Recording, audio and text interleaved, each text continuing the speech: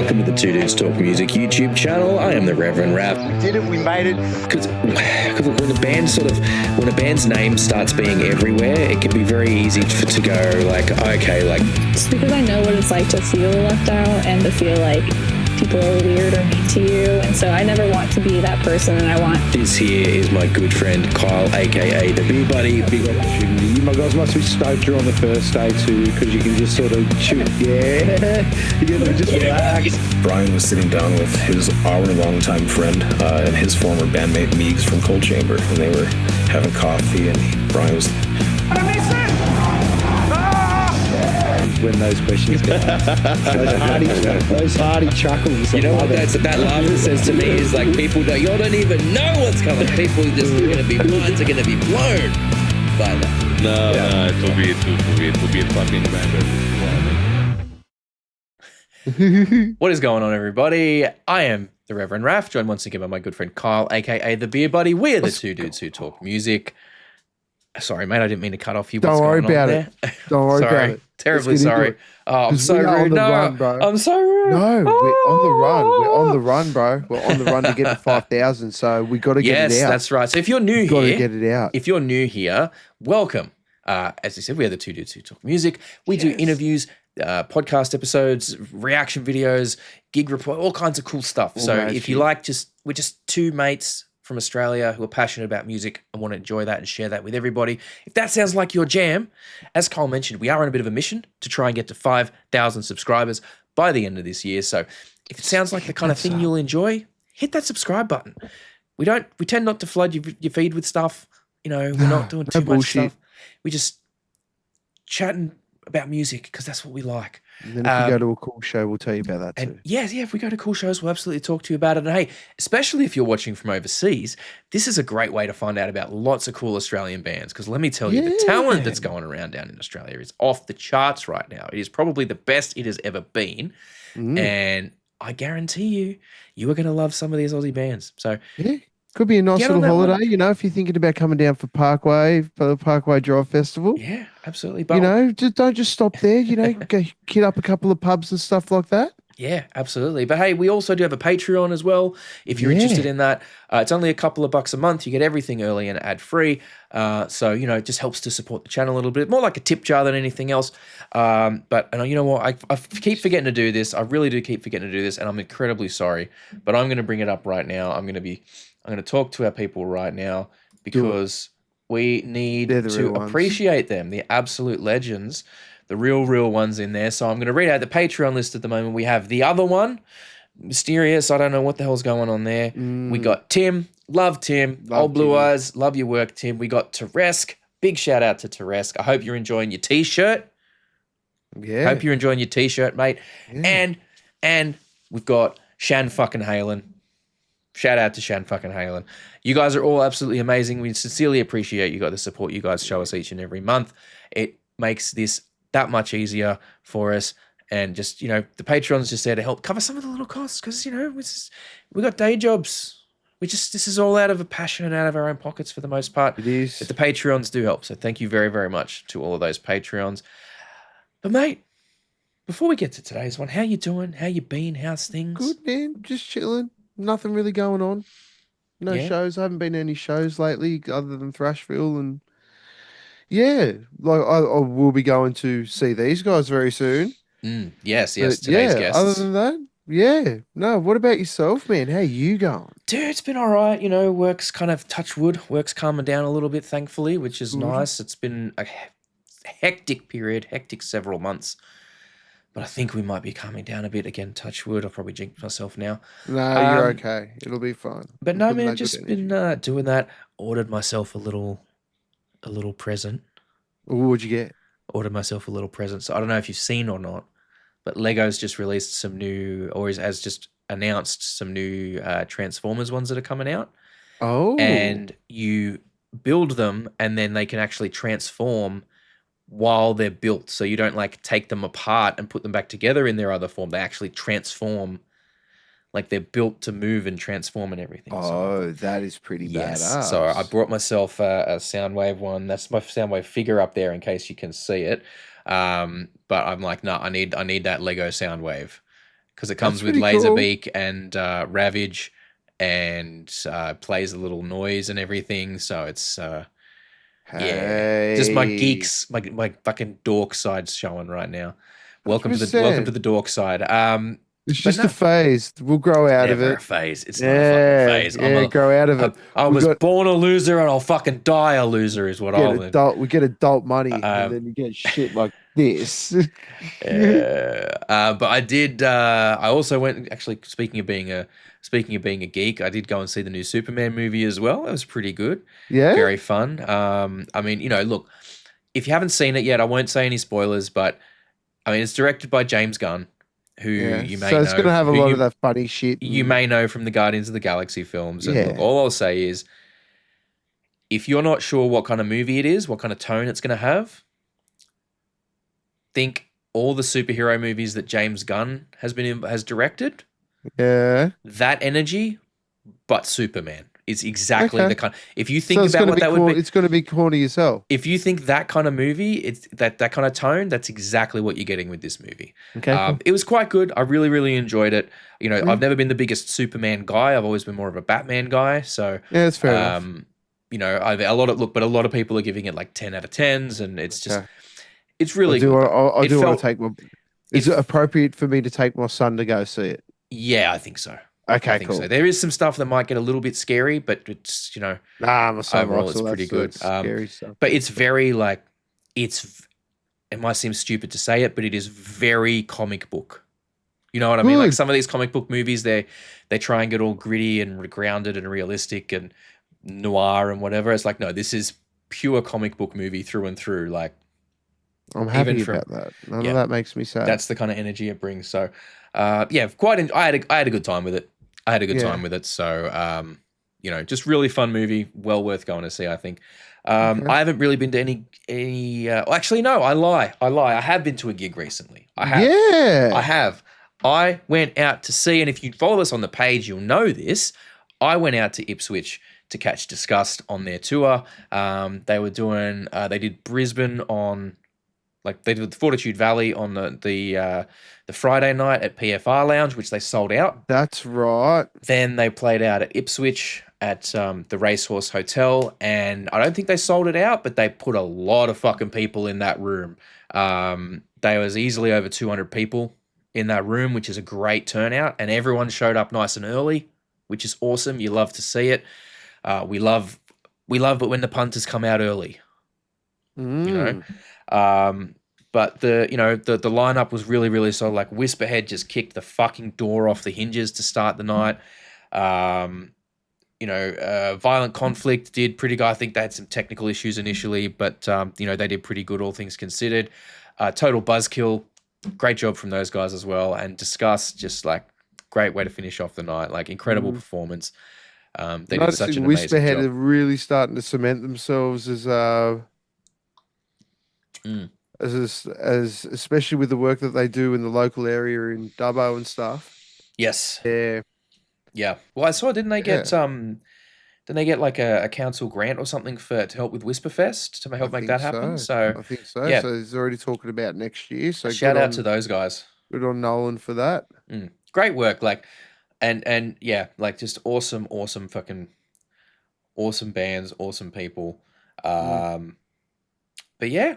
So that's, I mean, look, let's get on to today's guest. Let's get stuck into that one. So we have a band that has been kicking absolute goals lately. You've probably almost certainly heard the name if you've been in and around the Aussie music scene. The band is called Black Rheno. They have done some incredible work. They've been dropping some absolute banger tracks, and they are about to head out on tour. So they're going to be hitting all over the place. They got from all of August, pretty much, they're going to be out on the road every single weekend. They're going to be going from August 1st in DY, August 2nd in Penrith, August 7th in Bendigo, 8th in Geelong, 9th in Melbourne, 15th in Ulladulla, 16th at Dapto, 22nd at Lismore, 23rd they're playing Necrosonic Fest at Brizzy, which if you're in Brizzy, you need to get out to Necrosonic Fest. It's huge lineup. They're going to be also playing August 29th in Sydney, and the 30th they're playing Metal Fiesta down in Canberra. So they're getting all up and down the East Coast with that one. Incredible work from those guys. They're getting out there. They're putting the miles in, and we are going to have links to the tickets and everything down in the description. So make sure you get out and see them if you can. But we are going to dive right in now with Miller, who is the vocalist from Black Rheno. And yeah, just let's get to it. Like, this is going to be a good one. Chat. This is going to be a good one. Big welcome to Miller from Black Rheno. Thank you for joining us today, my friend. How you doing? You look like you're all in the studio there, just working on some stuff. Thanks for having me, guys. Just finishing, just wrapped up the day, and just ready to talk shit with you boys now. Awesome. Love to hear it. Now, look, I will admit, I've seen the name Black Rheno around a lot, but only kind of recently when you were reaching out about trying to do something, I'm like, all right, I've got to get off my ass and actually check it out, because I've seen the name everywhere. There's so many bands, so much stuff going on, and I just haven't had the chance to check it out yet. But I have to say, I am super, super impressed. It's very reminiscent to me of that old like skate punk kind of stuff. Yep. From back in the old Jackass videos and stuff like that, and all those, that kind of late 90s, early 2000s era kind of skate punk energy in there. And I know that's not necessarily like the totality of the sound. Yeah. I definitely get a lot of those vibes from some of the tracks and what you guys are doing. It just feels like it's very high energy, fun, a little bit tongue in cheek at times, and just focusing on just the good vibes of putting out music that gets your heart racing and is, gets you wanting to move around and stuff. So, yeah, love it. Love it. Absolutely love it. And the new one as well that you guys dropped recently, a Badass Love Song, like killer track. That slaps. Killer track. Appreciate it. Thank you very much. It's so you're enjoying it. For the uninitiated, for those who haven't maybe heard of Black Rheno before, though, like what's the elevator pitch? The elevator pitch. Trying to make music as heavy as we can, but as groovy and as party inducing as we can. I guess that's like that's our like modus operandi, is like let's be heavy, but let's just always make sure there's groove and party involved in that heaviness. And I think that's it. It's and then sometimes it's sludgy and grindy, sometimes it's just punky and hardcorey, sometimes it's just southern riffs and that sort of stuff.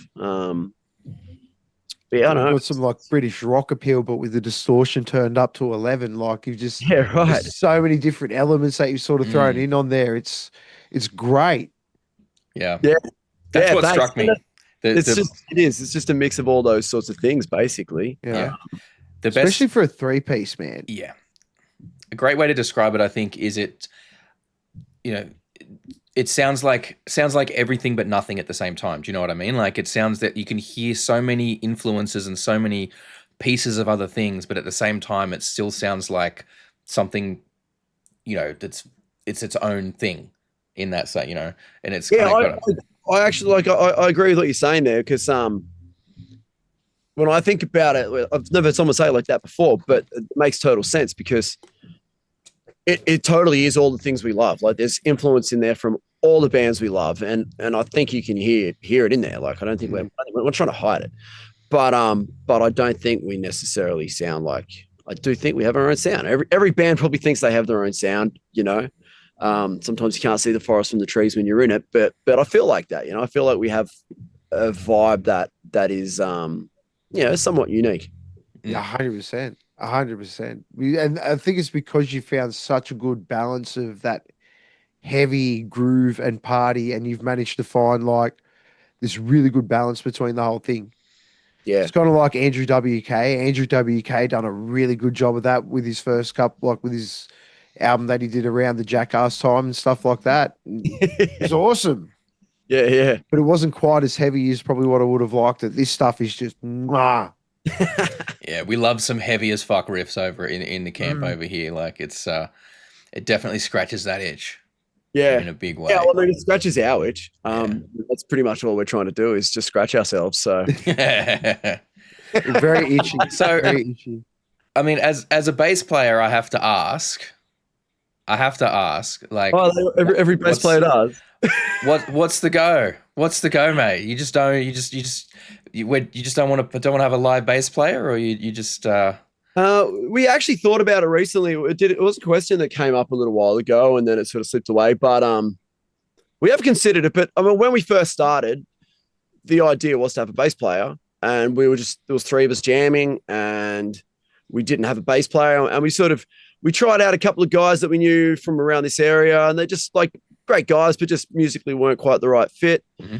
And then we were sort of like, oh, well, we don't do, what do we do? Do we spend, could take 6 months trying to find someone, or do we just go play gigs with what we've got? And fuck man, we'll just throw an octave pedal on there and we'll just make do. And then we'll go out, play some shows, and no doubt we might meet some people that way and find someone. And then we started messing around with that, and we were like, actually, this kind of just works, And then I remember one of my mates stopping into one of our jams before we played a gig, and he was like, "Dude, fucking, you don't need it, like you got this thing. It sounds cool." And I was like, "Oh, yeah."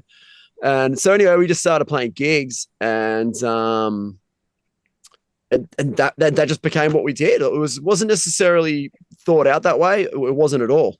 It wasn't. Well, I mean, as long as it works for you, that's the thing. As long as it works for you, it just works. And then that sort of also like that restriction also makes you use a different part of your creativity. So it's like, okay, well, we can't do, these different rhythms over top of each other with the bass and the guitar and all that kind of stuff. It's restricting in what you can do in terms of your creativity.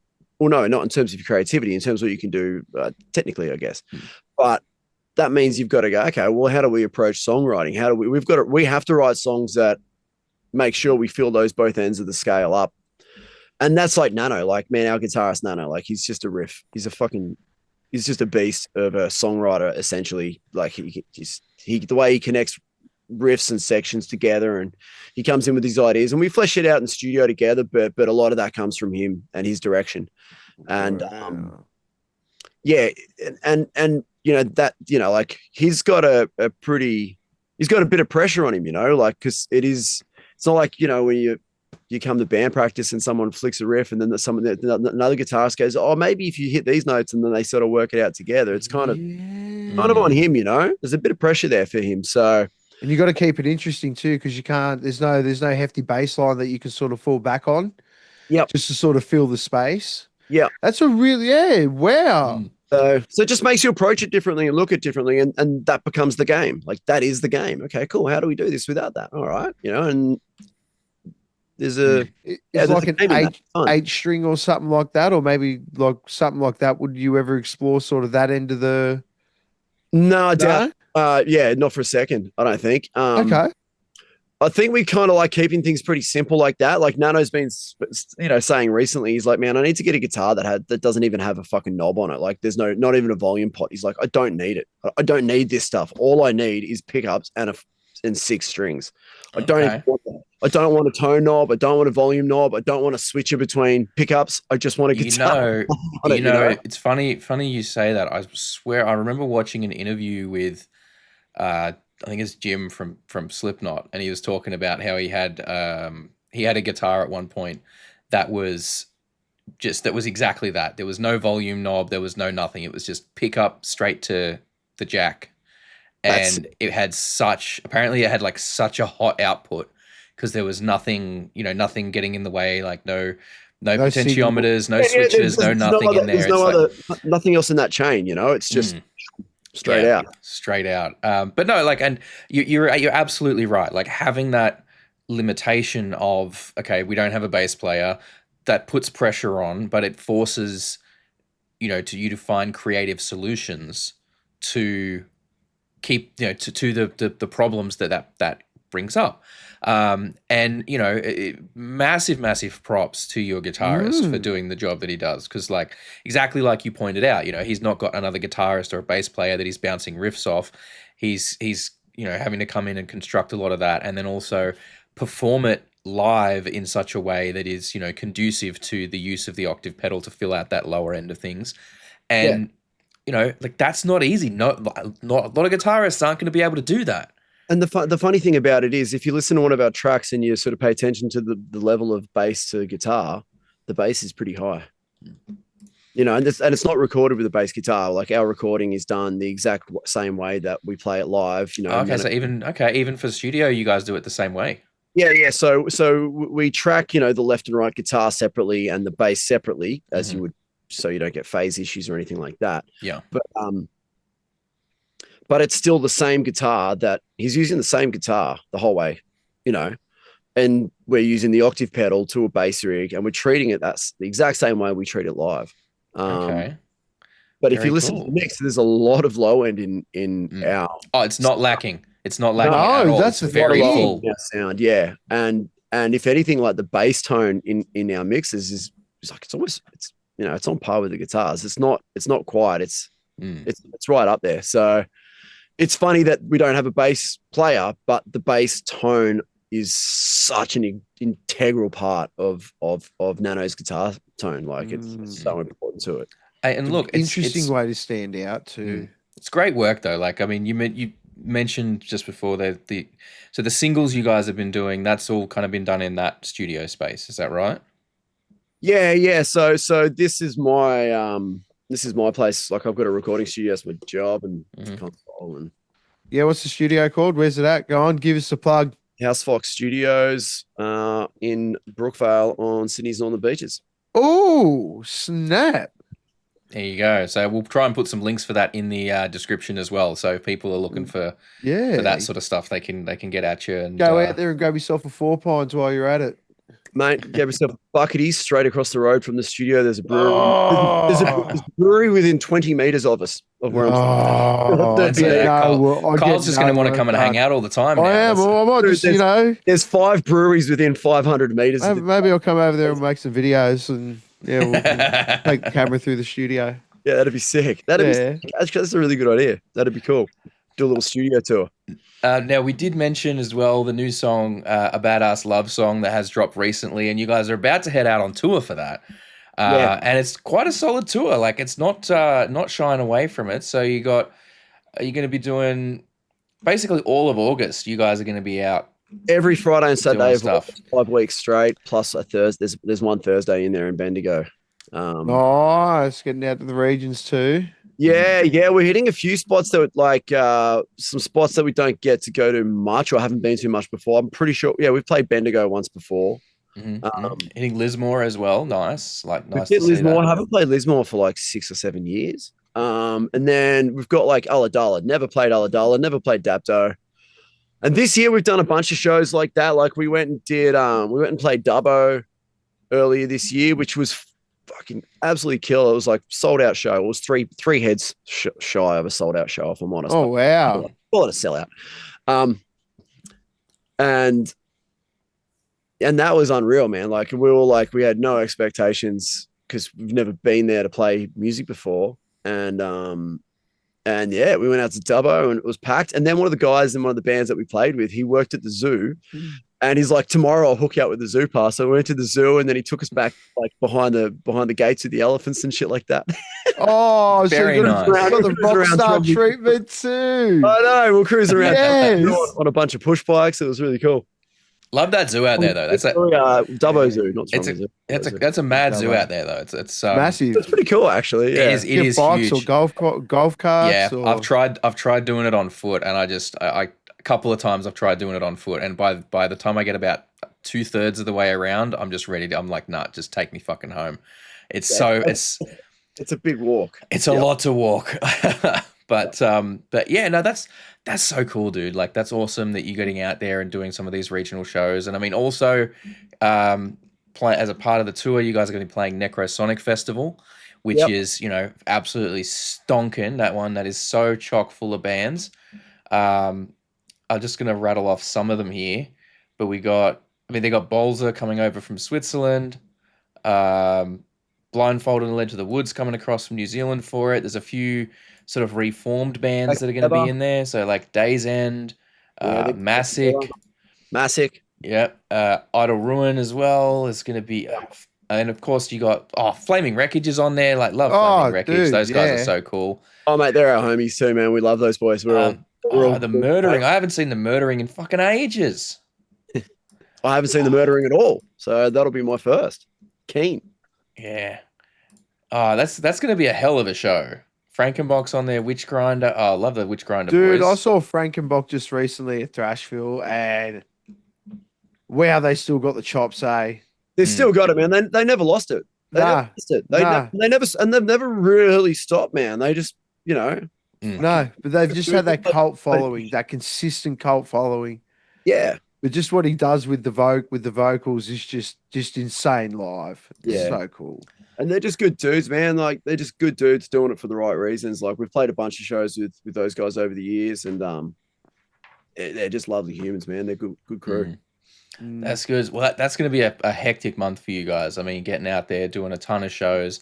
But that's like, I mean, that's the best part of it, right? That's the best part of playing live music is getting out there and playing shows and being on stage and meeting people and just enjoying that part of it. Because like that's why we do it. You know what I mean?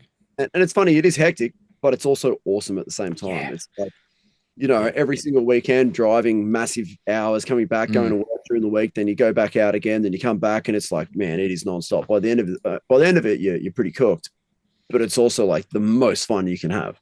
Yeah, exactly, and that's where you get all your good stories too. 100%. Unreal. No good story ever started with I was sitting around having a cup of coffee. Well, it did, and then we changed that coffee for beer, and then next thing we were like, oh, let's just get a fucking Uber in the city, and next thing you know, I love those stories. That's it. I didn't smash my face on a coffee table in a hotel room in Perth 3 hours before I went on stage because I was drinking coffee. Let me tell you that. Oh, you did that? Yeah, right. Yeah. Back when I was in Tensions Arise, we went over to play Perth, and the venue had hotel rooms, so we were staying at the venue, and we had a bit of a rock star thing because we were out on, you know, we're like, oh, we're going to Perth, like we got someone coming to pick us up at the airport, so a friend of a friend we had a friend coming with us, and he had a friend in Perth who'd like was organizing our transport and everything for us and helping us out. So like, and to save money, we were on the super early flights, so we got on the flights. It was like, you know, it took off at like 7 a.m. and they come around doing things like, do you guys want any drinks or anything? And we're like, you know what, fuck it, we're balling. And so we just were like, started drinking like 7 a.m. on the flights, Sydney time. So it was like, what, 5 a.m. Perth time or something. Yep. And then we just, you know, got to the hotel. Oh, all right, well, went in the room, sorted our gear out, cool. Restaurant across the road just opened. All right, let's go get some lunch. Just continue drinking with lunch. Back to the thing, check into the hotel rooms. We got ages. What do we do? Let's have some more drinks.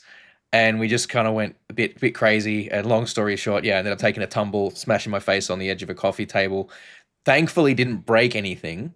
How I didn't break anything, I don't. I'm just lucky it was a rounded edge and not like a sort of real sharp angle on the edge of that table. Probably had the concussion of a lifetime. Oh, mate, I didn't even know it. Just kept going. Yeah, it just kept going. But like the next day flying back, massive black eye, like, and it was the same flight crew on the way back. And you know how it is when you're flying as a band, you kind of stick out as a group of characters. Yeah, 3, 4, 5 dudes all wearing black, carrying gear. Bingo. So we covered in tattoos. It's like the flight crew recognized us. But it's that was crazy. But let's bring it back to you guys though.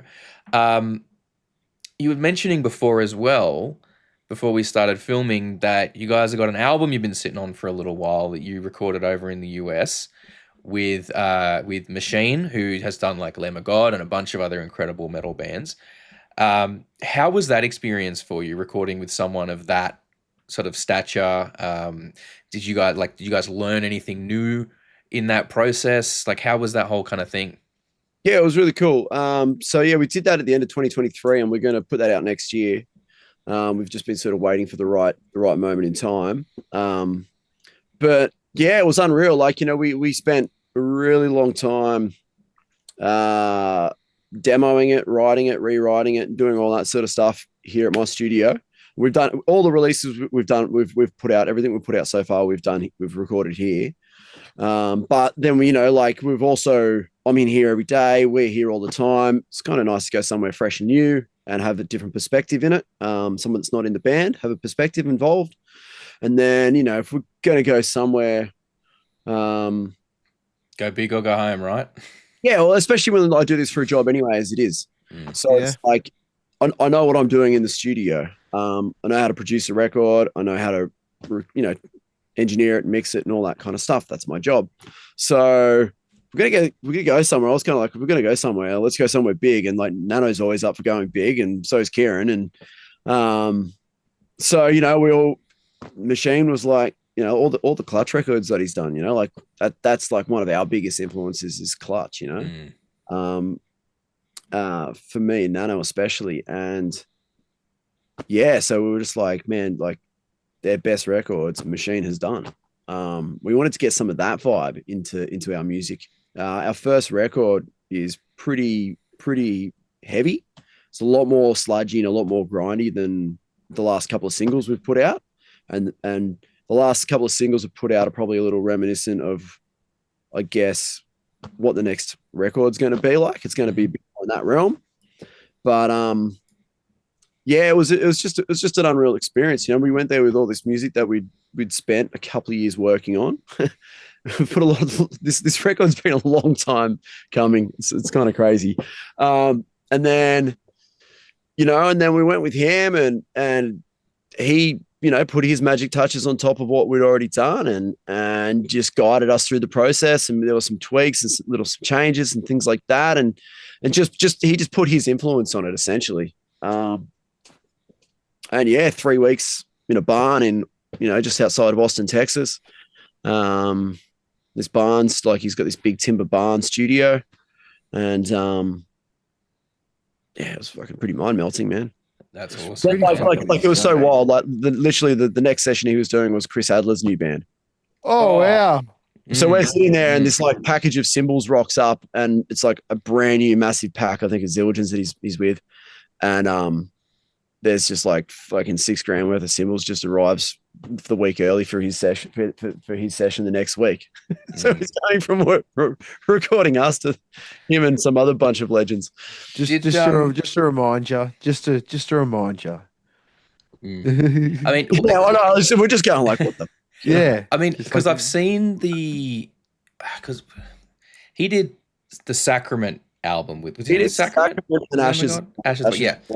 So I've seen when I bought Sacrament, I got the special edition that came with the making of DVD. So there's a ton of like that behind the scenes stuff. And it's like some of the unconventional shit that he gets them to do to get what he's doing. Like running around the studio. And yeah. Did he get you guys to do any like unusual stuff like that? Any sort of weird, like unique approaches that he kind of tried with some of the things? It wasn't anything that was like super crazy or weird. It was just more like his energy is something different, He's got energy, that guy, and he didn't get us to do it. I'm trying to think. I don't think there was any particular wild or crazy. Like I wasn't told to run around the building and got up alarm, anything like that. We set fire to some shit with a blowtorch. That was pretty fun, but that was turning around. But it's just like his energy, like he's just like he's full passion. on. His passion, he's like full on, and in a really good way. But he's not like that subdued sort of chilled person in studio. Like, oh yeah, guys, maybe we'll. He's like, man, you gotta do this, and dude, go, fucking no, like this, do that, like his fucking scream at you. Go, yeah, like fucking. I'm going doing a vocal take and I can hear it in the headphone. He's in the microphone next to me going, fucking yeah, motherfucker. And I'm going, and he's going, yeah, like, he's just a full G up, man. He's a ball of energy. And I am too. So fucking, I connect with that really well. But we had, he was just a real down to earth dude too. Real cool, down to earth guy. That's so cool, man. Like, I love that. Cause that's the thing though. Like, I mean, there's obviously lots of different types of producers, right? And every band's going to want a different kind of thing. Some bands obviously are gonna want someone that's just kind of, you know, sit back and you know, does what they want them to do, no questioning anything, just like, this is what you want to do. And it's like, again, that's fine. And that's the kind of producer you are. Okay, cool. If that's the kind of producer you want, that's fine. You can do that. But I mean, for my money, like if I'm paying someone to be a producer for my music, I want them to show me that they care about it as much as I do. 100%. 100%. And to me, it sounds like that's the kind of energy he brings. He's like, you know, it just seems like a dude who loves music, 100%. loves helping to people make amazing music, and like just lives every moment for that. Yeah. And because then it feels like they're invested. Yeah. They almost turn themselves You want them invested into, like into that. a new member. Percent. Like you want them Just to through finish, that energy. not be working. You don't want them working. You want them creating with you. You know, they're not like, I mean, they're at work. Yeah, it's a job, but you want them to be like fucking frothing out, like that be, and whether and not everyone's super animated and all that kind of stuff, but whatever their personality is in their way, you want them to be like. Well, you want your music to inspire them to come up with ideas. And automatically it's going to do that when you go in there, like you said before, and you have that limitation of not having a bass player. It's like, okay, now we have to come at this at a completely different angle here. What am I going to do? Which would have just given him, I guess, a new spark in a sense. Yeah. Like he was like, I think, I can't remember if we were like maybe the only band he'd done like that before. I don't think he'd done the guitar. Maybe I'm talking shit. I can't remember.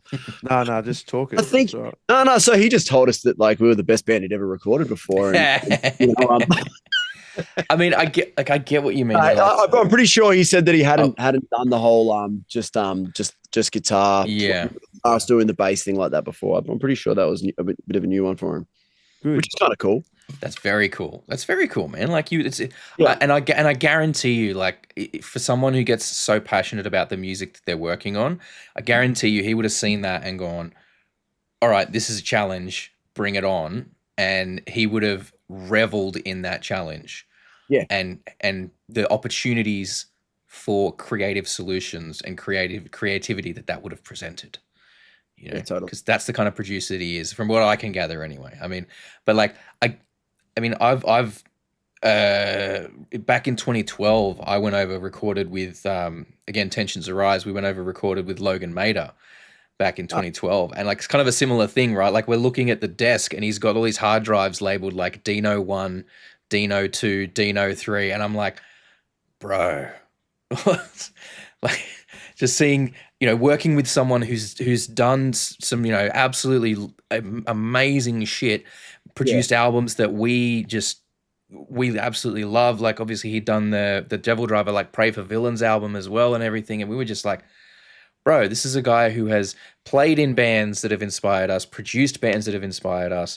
And like getting to work with someone like that, you see the level that they bring to it. And, they bring another level then, and it's just they've got the experience of working with lots of other bands at high levels. So they're just like it's like you know, like let's say you're a skater and you skate with all your mates after school, and then and there's always like that one person of the crew of skaters that's like the real good skater, and then they start, you know, getting better, and then they start skating with some people at a higher level, and then that level gets brought up again, and then that level gets brought up again, or any field or anything you do, you know, it's like you hang out with people that are better than you at what you do, you'll get better at what you do. You know, you surround yourself with, and then if that's the caliber of people that you're working with all the time, like you're working with all these wonderful musicians and wonderful creative people and all this kind of stuff, then they're learning from them all the time. They're taking in all of their, you know, all of their moves and their work. You know, it's just this massive, you know, learning machine essentially. It's a massive growth machine of understanding creativity and how it all works. Really, bingo. I mean, you know, I said it a few times recently. Like, if you're the smartest person in the room, you're in the wrong room. Yeah, exactly. It's that mentality. It's like I never want to feel like I'm the most talented musician in the bands I'm in. I never want to feel like, because like And especially for me, like, I never am. You know, I look at it and I'm like, okay, I sort of half deride my abilities sometimes. Like, I know I'm a competent bass player and that I have like all the stuff down, but you know, like I never, like if I'm the best musician in a band, there's fucking major problems at play. You know what I mean? Like, but it's just one of those things. And I think people that are driven to improve what they're doing will always try and seek out those environments. Yes. And you know, I mean, that's where, you know, having your studio like you do, I'm sure you're getting people through there all the time where you're just like, holy fuck, how is this person, like, you're getting these people and you probably can't believe how skilled they are and how talented they are and what they're able to bring to the table. And you probably get these people coming through and you're like, how are you not fucking like world renowned and world famous in what you're doing? Because it's fucking this whole other level shit, right? Well, I mean, that's something that you just see touring around as well. Like I That's definitely, true. That's true. I get like, you know, I get people come in and you're like, whoa, like, oh my God, how do you know, like you just some like little band and they come in with some cool little song that's just melts your brain and you're like, whoa, how did you come up with this? And how did you learn this skill set? How are you 19 or 18 years old and you can play that well? Like, what the fuck? The kids these days, man, they've got so much. Yeah. They're putting us to shame. And then also you see that with, you know, you tour around the country and even bands that are in our scenes and all that. And you're like, you should be so much bigger than you are. You should, you know, you're like fucking world-class bands and they're not at that level, you know, because it's fucking hard to do. But yeah, we say it all the time. If you drop it's just shit spawn point.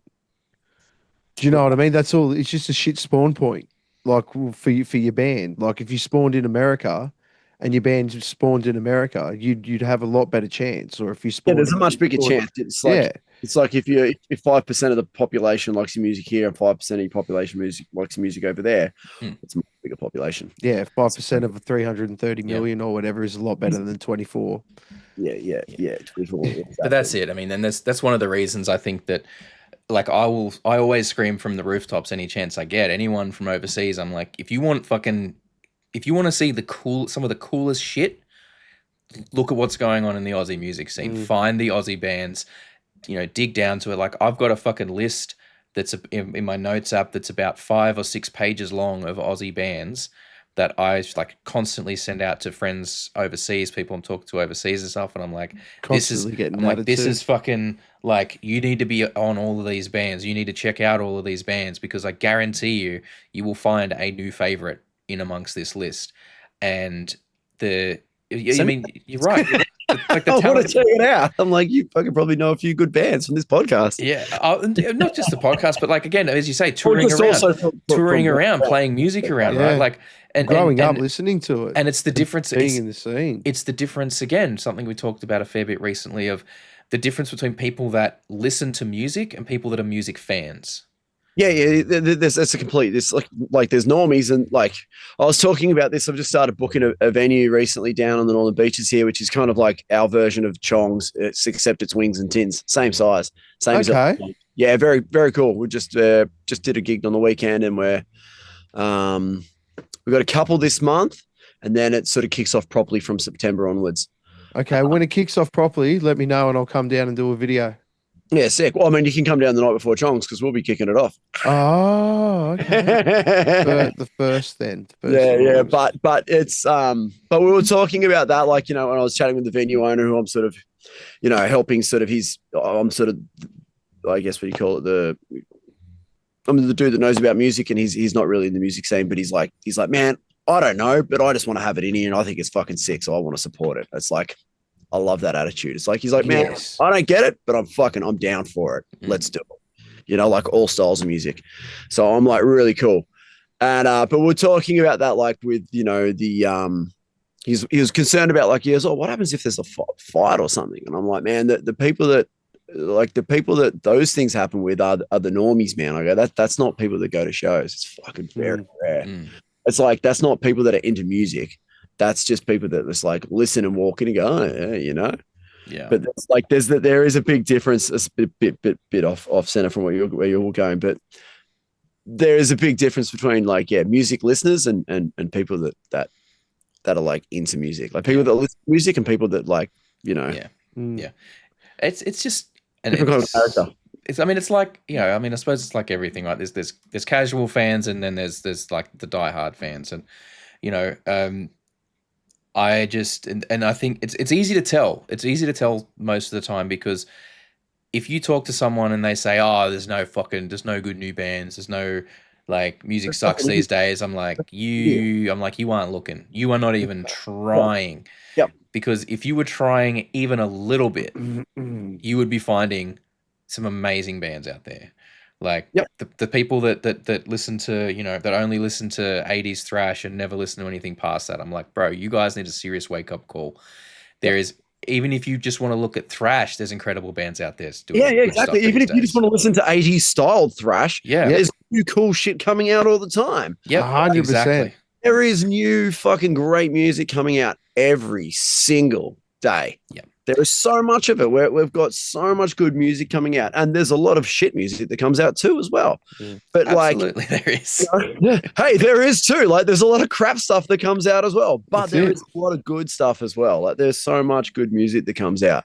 And the people that say there's no good music these days are, you know, like, it's just No, you don't listen. You just listen to the same old shitty 6 CDs that you've been listening to for the last exactly. 20, 30 years. Mm. Yep, There's exactly. plenty out there. There's so much out there. And like, even like, I get what people, I don't know why people are complaining so early about the new Parkway thing, considering it's only Parkwaves. like Yeah, 5. actually, Yeah. let's fucking talk It's only about like that for a 5. minute. Let's fucking talk about that I had this Parkwaves conversation lineup. with my flatmate. Hold on. I'm going to need to just get Yeah, something ready if we're hang going to on. do. Let's get. I want to get this lineup here so I can actually see who it is. But I know Kyle's got something he wants to get off his chest about it. So while Kyle's Yeah, preparing, I'm pretty disappointed with people's attitude with the whole thing. Really, Yes. I like that attitude. that's my gripe. Considering it's only four bands that they've released, I think it's pretty pathetic. Oh yeah, Oh, four Parkway plus 4. Yeah. So. And But yeah, so for those who may not know yet, if you haven't seen it, I don't know what you're doing, but if you haven't seen it, it's Parkway Drive, Amity Affliction, North Lane, Alpha Wolf, and Story of the Year, with more to come. Yep. now, considering how much everyone put shit on the boat show, and that cruise. sold out in like 26 minutes, people should really just wake up to themselves. You're not getting. Firstly, it's going to cost too much if you're going to have Lamb of God, Metallica, Slayer, this, that. I'm not spending $700-800 on a local festival for that. I'll do that on a boat or something like that. But you need to get all those people out overseas. Mm. And more Australian bands, please. It's the way you're going to get through to these people that there's plenty of good music out here. And look what they're doing. They're doing a tour that's not like 1 or 2 capital cities. There was like 8 stops on it or something, isn't there? 11. 11. Yeah, a whole month. They're doing a whole month. They are like. I'm not even the. I'm not even the biggest fan of Parkway Drive's music. I really like them as a band. I've watched their videos and I They put the work in. Dude, I respect them massively. I'm like 100%. so stoked for what they've achieved and what they've done. It's not my flavor of tones, but I can still listen to it. I just don't get into it. But like, fuck, what they are doing is, hey, here's a festival that's going to all these different regional areas as well, like not just capital, all these spots, man. They're doing a brilliant thing for Australian heavy music. And whether or not like the bill so far is everybody's cup of tea, it's not always going to be everybody's cup of tea. But those people, there's obviously a massive following for those bands. There's obviously a massive following for those. So, you know, Exactly. like get off your ass and go fucking make your own festival if you want to whinge about it. Thank you. It's Like not seriously, as like simple. go fucking do it. Go try and put something together. You know, like before you sit there and fucking bitch and moan that it's not exactly what you want. Like you go invest fucking $20 million in it. Yeah. Well, that's And it. Like, You know what I mean? Like it's probably what they're doing. it's called Parkway Drive Festival. Fuck it, It's not called BeerBuddy Fest. Otherwise, I put all the fucking bands I want to see on there. but here's the thing. Here's the thing, right? Like, I genuinely lost all faith in the heavy music scene when the Knotfest 2023 lineup was announced, and it was being opened by King Parrot, closed by Pantera, and all the other amazing bands on that lineup, and people had the hide to go, oh, it's not very fucking heavy. Like, are you fucking deranged? Yeah, Like, I don't know where like all these hours straight. people are saying this stuff. I guess it's just online in comments and things it's on like the comments. that. It's on the comments. I of these just, things and, you know, like the reality is the people that are just having a whinge, you just fucking whinges and whatever, man. Yeah. Fucking Yeah. get over it. It'll I sell out just don't like really let the that stuff show get to me too much, or even like, you know, I don't really pay attention to it. I think it's more so. I I'm think it's chronically more so online, look so at- that's my. Yeah, I'll look at it. And I'm here to I'm an optimist. I'm here to look at the positive. I want to go straight to the positive and find the good things in things before I look at the negative. See, same here. Even when it's But not for me. Doesn't have to be. I keep Not on everything's for thinking me. that I'm going to go to the comment section and it's going to be different. People are going to be like, yeah, okay, it's not the strongest lineup, but good start. Let's hope, or maybe even throw out a couple of suggestions on who you think you should see, not just weak lineup. Who? Yeah. But the thing is as well, right? I'll actually throw back, Kyle. If you remember, we had when we were interviewing bands in the lead up to Metal to the Max last year, and we had old mate from Lead Heavy on was talking about it, and he was saying people were complaining about it was a festival, but they're like, well, where's the internationals? And he's like, there's plenty of internationals on that lineup. They just happen to be from Australia. There's bands on this lineup have toured internationally and represented Australia on a global stage.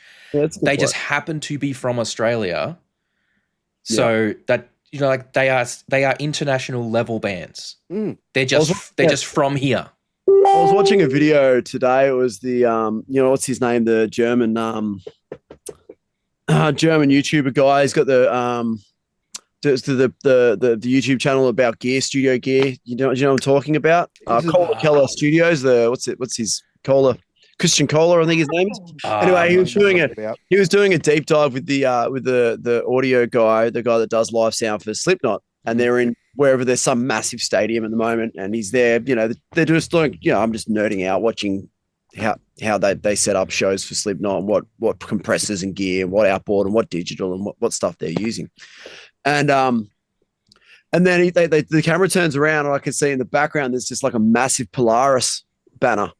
Now, I had no idea they were off touring with Slipknot overseas somewhere. Yeah, that's mad. And I was just like, fucking how cool is that?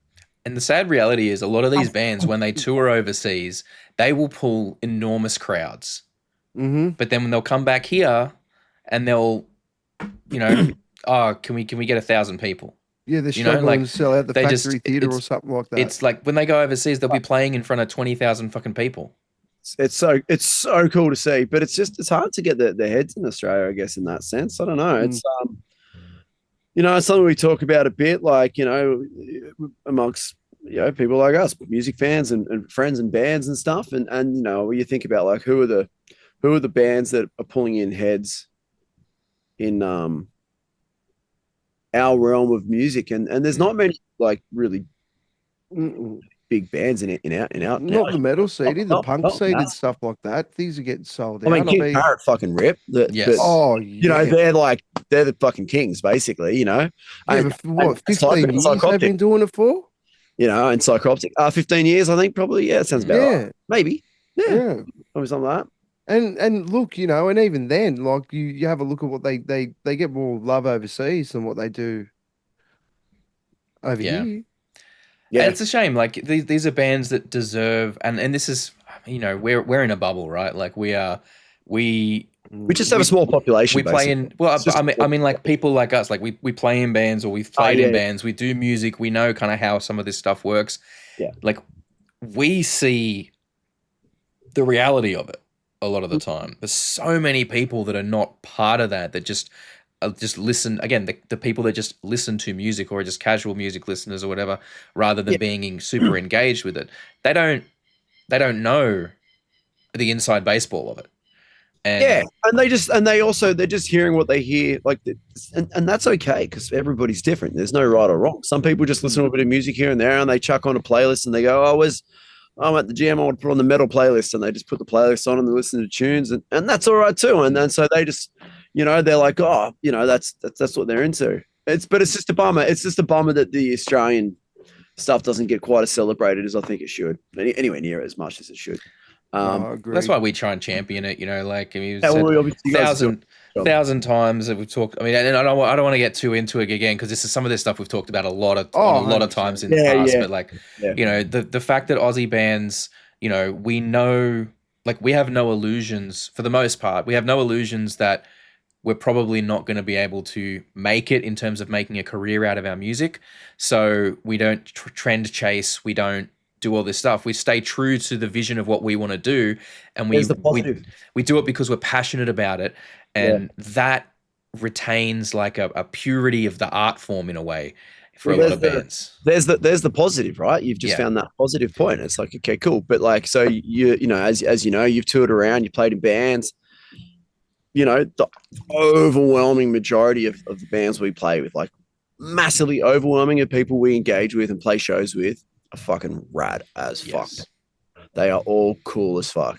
It is very rare that I come across a band where I'm like, what a bunch of dicks. That fucking hardly. Sure, it can happen 100%, but it's very rare. It is very, very, very rare. I find within our metal scene. Because everyone's there because they want to. Yeah, they're just fucking there for it. They're in for it. They're up for it.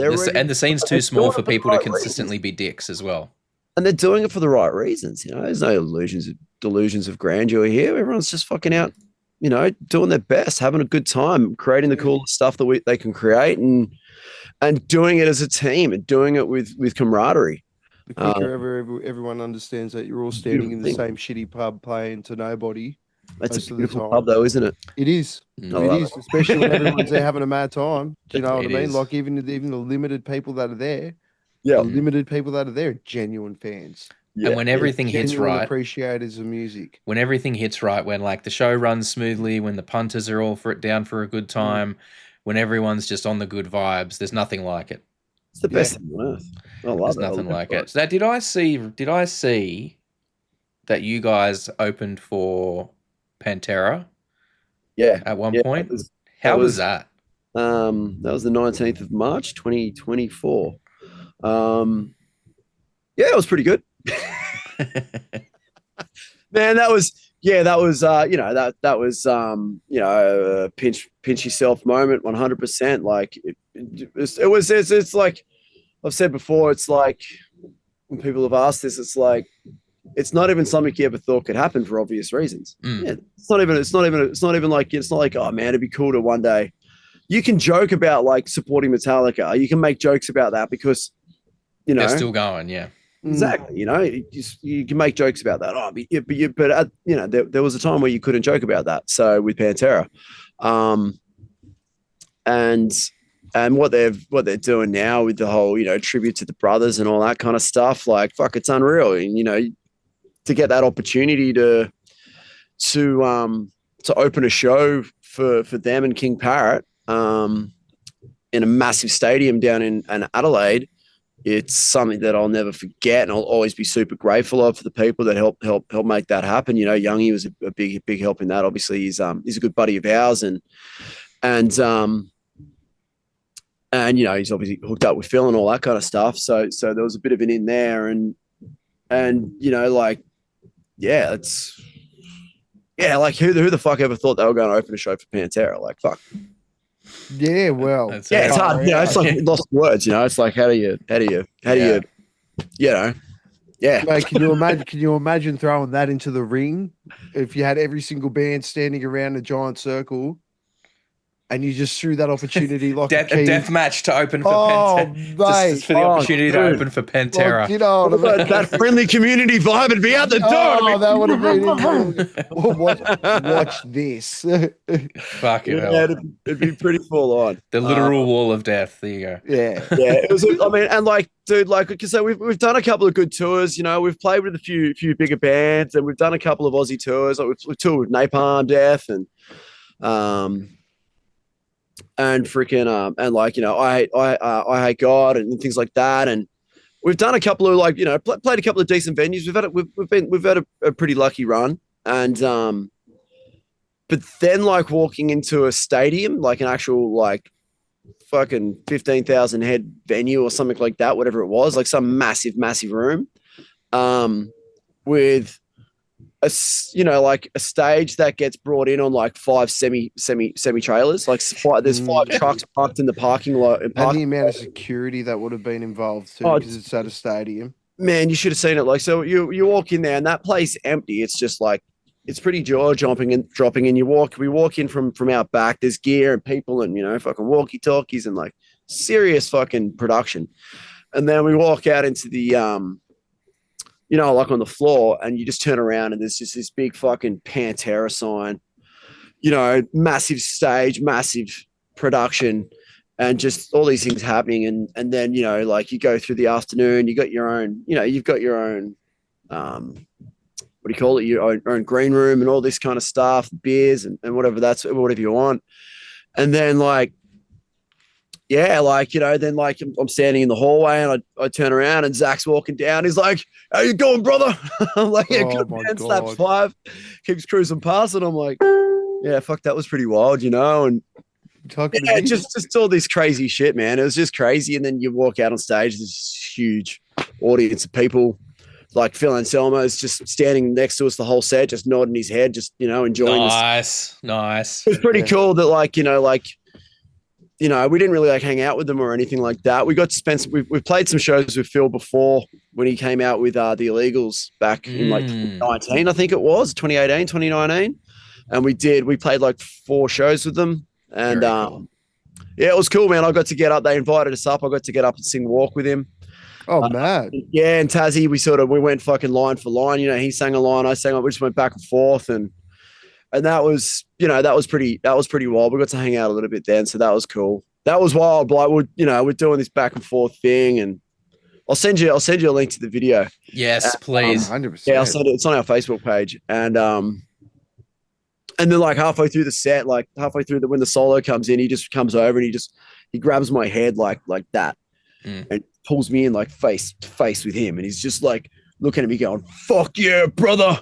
And I go, "Fuck yeah, brother." And he's like, "Fuck yeah, brother." I'm like, "Fuck yeah, brother." And we were just like full. That's it. I mean, dream. That's it. Like just dream fulfilled. I'd quit. I'd be like, "Nah, I can't top that," And then, but hey, then you got to fucking open for Pantera, so you did even go even further. And then a few years later that happened. So like any of those things happening, like and that's why we keep playing music, man. You never know what the fuck is, so you never stop, Yeah, 100%. There's 2 rules to it, like fucking Frank Zappa says. One, the first rule is to don't stop, and the other one is to keep going.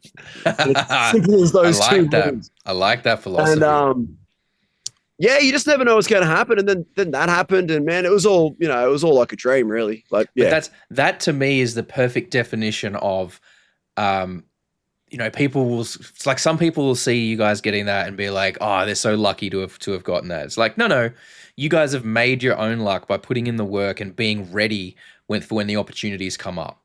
Yeah. Because if you hadn't put the work in and those opportunities come around, you're not going to be able to take advantage of them when they come around. So it just goes to show, like you say, you keep going, you put that fucking work in, you do everything that you need to do, you look for the opportunities when they're there, and you be ready to take advantage of them. Yeah, 100%. And it's just like, if you want things to happen, do things. Don't wait for them to happen. If you want things, you want to be lucky enough to have a buddy that's in a rad band that can help put a word in for you and things like that. Well, then get off your ass and be a rad band that works really fucking hard and tours your butt off. Like it's not rocket science. It's like the more things you do, the more opportunities you will have. It is, and the more, it's literally like the greatest Australian saying: "Just have a crack." Have a crack and work hard. Just have a crack and have a decent crack though. Yeah, and work hard, work relentlessly, work fucking obsessively. Like, do not fucking stop for a minute ever. That's it. You put in fucking full ball. You put in 100%. You got to put in 100%. You got to know that, and it's your 100% is going to be different to everyone else's 100%. And we're not saying you got to work. You're not saying you got to work harder than the next guy. You just got to work as hard as you can. You have to work harder than the next guy. You know, You've you got just to work as hard as you can. You've got to work as hard as you can. Okay, maybe not as harder than the next guy, but you've got to just constantly. Well, because that's what I mean. Like everyone's hard as you can is going to be different. So, and that's the thing. Like we're not suggesting that people, because look, we know that if you're giving too much for too long, you're going to burn out. It's as simple as that, right? But you have to give as much as you can at all times. Well, that's where, that's where you know. with it. But it's essentially you just got to be willing to. The main thing is work to your strengths. No, otherwise you'd be the fish thinking it's stupid because it can't climb a tree.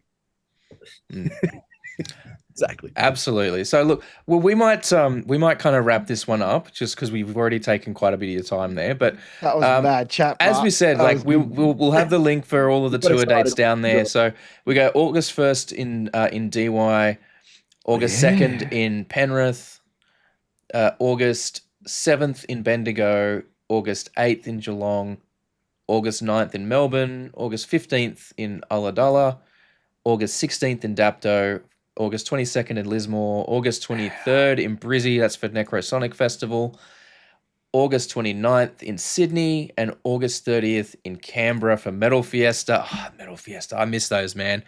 I used to live in Sydney and I would constantly be ducking down to Canberra for the shows down there because they were so good. Yeah, they're sick, man. They're really so good. And I mean, some of the bands you guys are playing with on these lineups are just, it's fucking mental. Like there's just so many incredible bands along for the ride there. So, well, but look, as I said, we will have links down in the description to all of Black Rheno's stuff so that you can get tickets, you can go and listen to the fucking incredible songs, you can go and follow him on all the socials so you can keep up on all the other cool shit and when that album eventually drops. And make sure that you go and buy some fucking merch while you're out there too. Go and buy some fucking merch, guys. Like these guys are out there touring, putting the hard yards in. Go and buy some Black Rheno merch out at the shows. Hey, speaking of Black Rheno merch. Oh, we got a new one. Is that a grey jumper? It's a grey sweatshirt it's a college jumper. How much is that? Much is that? Man. I've got what do you got? I think they're like $60 or something. What's that mean? We'll look after you at the gig. Yeah, take my money. Yeah, but no, that's awesome. Like, dude, thank you so much for taking the time to chat with us tonight. Very, very, really, really appreciative, Jack. Genuinely. And plenty of gratitude coming from me towards you guys for having us on. It's been great to chat, connect with you guys, and I'll see you on the 2nd, hopefully. And 100% at Necrosonic if you're up in Brisbane. I'll have to see how the budget's going. I've got a trip to fucking Sydney in the middle of August, and it's going to absolutely destroy my financials. So we'll see. I'll have to, if I can make it work, I will. But if not, I will absolutely keep an eye out for the next time you're going to be up around Brizzy. And I will try and make that happen if I can't get to Necrosonic. But look, again, big thank you to Miller. Like, really appreciate it. And thank you to everyone who's watched this episode and listened to this episode. We really, really appreciate you guys. If you've had a good time with us today, please hit that subscribe button, hit that thumbs up button. If you didn't like today's episode, I don't know why you wouldn't, but, who knows. If you didn't like the episode, hit that dislike button. That's what it's there for. Thank you so much, everybody, for watching. Very, very much appreciated. Again, we're the 222 Talk Music. This has been Miller from Black Rheno. Take care of yourself and your mates, and we'll catch you guys on the next one. Peace out. Peace. Woo! Thank you so much for hanging out with us today. We really hope you had a good time. If you did, please consider hitting that subscribe button and the notification bell down there. It helps the channel grow. We are still a fairly young channel and we like to try and grow our audience all over the world. We do also, for those of you who are interested, have a Patreon. It's just a couple of bucks a month. At the moment, you get all the videos early and ad-free, but we are working on ways to increase the value of that and make it a bit more enticing. So don't forget to keep an eye out and check back on what's going on over there. Other than that, thank you so much for your time. Enjoy the rest of your day.